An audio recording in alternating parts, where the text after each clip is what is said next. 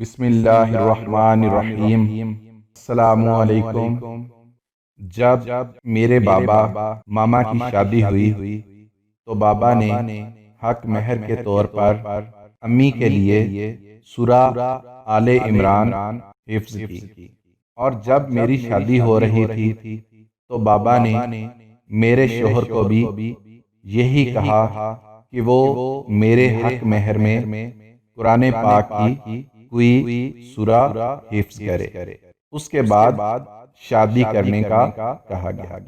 مجھے اپنے حق مہر کے لیے قرآن کی کوئی سورہ کا انتخاب کرنے کے لیے کہا گیا، تو میں نے سورہ نور کا انتخاب کیا۔ مجھے لگ رہا تھا یہ سورہ حفظ کرنا بہت مشکل ہے۔ ایک طرف شادی کی تیاریاں ہو رہی تھیں تو دوسری طرف میرے شوہر سورہ حفظ کر رہے تھے، تو دوسری طرف میرے شوہر سورہ حفظ کر رہے تھے۔ ہر وقت ان کے ہاتھ میں قرآن پاک ہوتا اور وہ یاد کر رہے ہوتے۔ شادی سے کچھ دن پہلے میرے شوہر بابا کے پاس سورہ سنانے آئے، جو انہوں نے پوری حفظ کر لی تھی۔ بابا بار بار غلطی نکالتے اور شروع کرنے کا بولتے۔ میرے شوہر نے آہستہ آواز میں تلاوت شروع کی۔ اتنا خوبصورت منظر میں کبھی نہیں بھول سکتی۔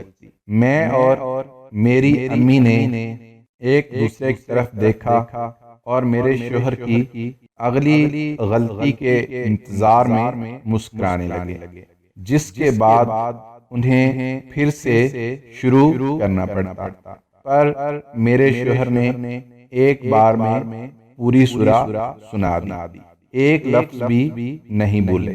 سورہ سننے کے بعد میرے بابا نے انہیں گلے سے لگا لیا اور کہا کہ میں اپنی بیٹی کی شادی تم سے کروں گا، تم نے اس کا حق مہر ادا کر دیا ہے۔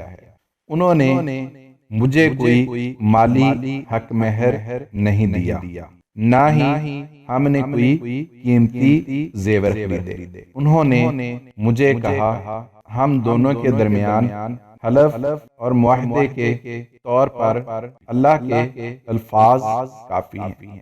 اب میں سوچتی ہوں مستقبل میں میری بیٹی اپنے حق مہر کے لیے کون سی سورہ کا انتخاب کرے گی۔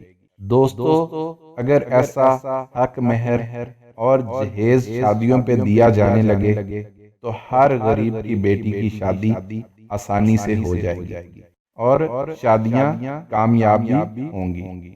کبھی کوئی گھر نہیں اجڑے گا، نہ ہی بہویں جہیز کے آنوں سے تنگ آ کر خودکشی کریں گے۔ پسند آئے تو لائک اور شیئر بھی کر دیں۔ دعا میں یاد رکھے گا۔ اللہ حافظ۔